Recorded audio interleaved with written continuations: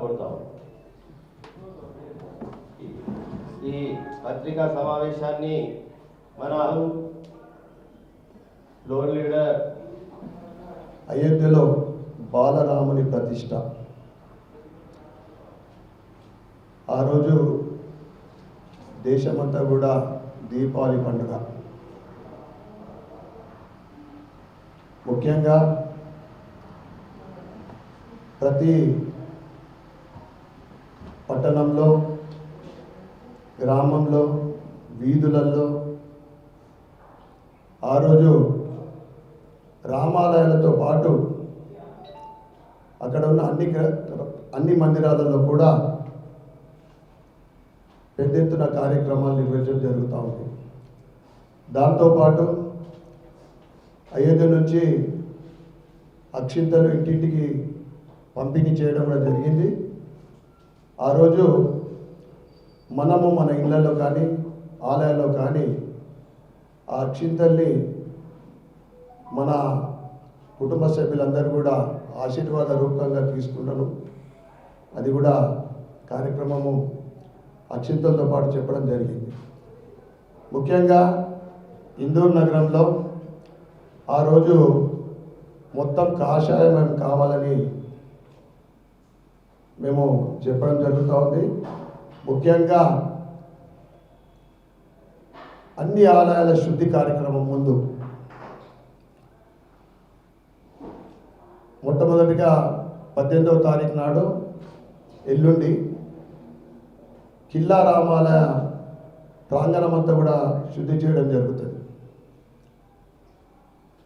ఆ తర్వాత 20వ తారీఖు నాడు నగరంలో ఉన్న అన్ని ఆలయాల శుద్ధి కార్యక్రమము, పరిశుభ్రత, ముఖ్యంగా పురాతన శిథిలావస్థలో ఉన్న ఆలయాలపైన ప్రత్యేకమైన దృష్టి పెట్టాలని కూడా చెప్పడం జరుగుతూ ఉంది.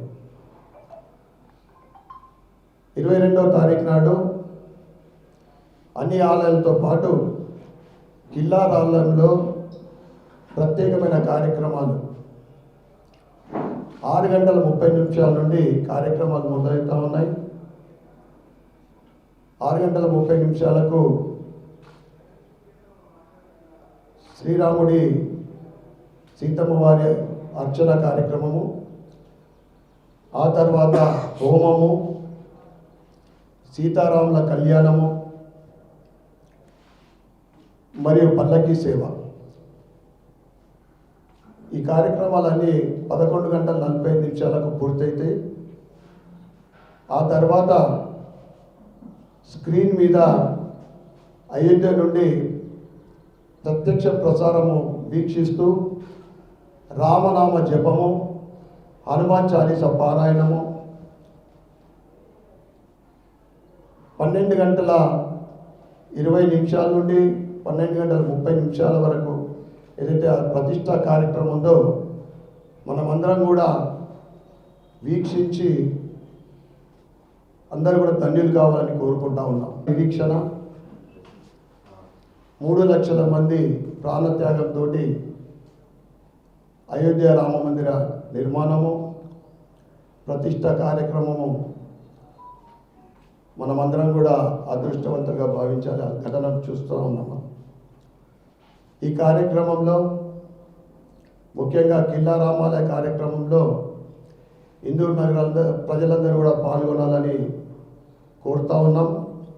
అదే రోజు సాయంకాలం 6 గంటలకు